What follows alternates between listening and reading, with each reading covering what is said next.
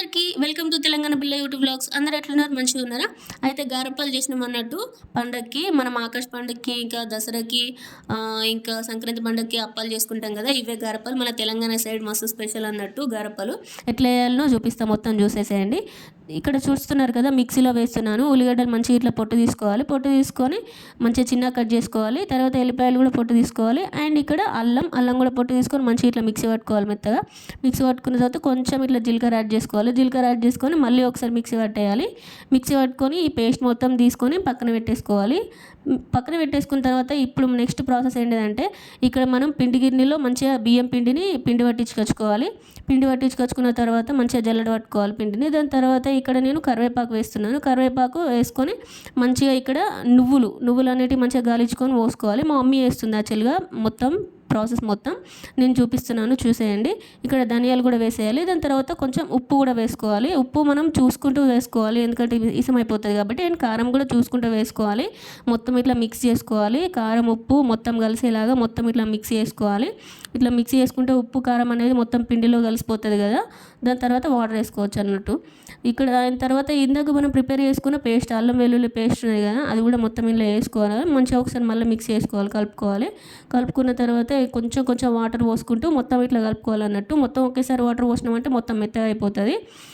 అందుకని చెప్పి మంచిగా కొన్ని వాటర్ పోసుకుంటూ ఇట్లా ముద్దలాగా ఇట్లా మొత్తం ఇట్లా ప్రిపేర్ చేసుకోవాలన్నట్టు. ఇక్కడ నేను చూపిస్తున్నాను కదా, ఇట్లా ఈ కన్సిస్టెన్సీ మంచిగా ఇట్లా ముద్ద వచ్చేలాగా చూసుకోవాలన్నట్టు.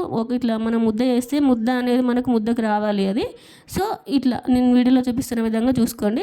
అండ్ ఇక్కడ గారప్పల మిషన్ అన్నమాట. దీన్ని గారప్పల మిషన్ అంటారు. ఈ మిషన్ మీద మంచిగా ముద్దలు చేసుకుంటూ దాని మీద పెట్టేసేయాలి.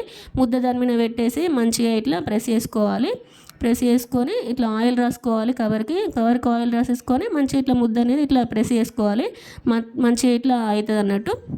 చూస్తున్నారు కదా వీడియోలో చూపిస్తున్న విధంగా ఇట్లా ఉంటుంది. మనకి మంచిగా రౌండ్ వచ్చినాయి అండ్ మంచిగా సాఫ్ట్గా ఉంది పిండి కూడా. తర్వాత మంచిగా ఇట్లా ఆయిల్లో వేసేసుకోవాలి.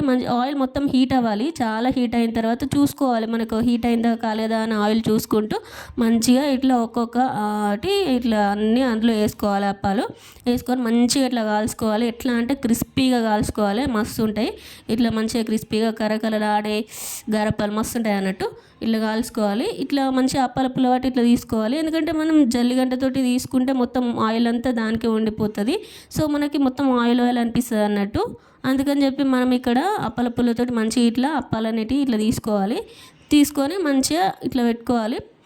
ఇక్కడ చూస్తున్నారు కదా, మొత్తం అప్పాలు అనేటివి ప్రిపేర్ అయినాయి అన్నట్టు. సూపర్ ఉన్నాయి, క్రిస్పీగా మస్తు వచ్చినాయి అప్పాలు. సూపర్ టేస్ట్ ఉన్నాయి అండ్ క్రిస్పీగా ఉన్నాయి, మంచిగా ఉన్నాయి. మీరు కూడా ఇదే రకంగా మంచిగా ఇట్లా అప్పాలు చేసుకోరు, మస్తు ఉంటాయి. నువ్వులు పోసుకుంటారు కొందరు, పల్లీలు పోసుకుంటారు, పప్పు కూడా వేసుకుంటారు, మస్తు ఉంటాయి. Thank you for watching this video. Bye.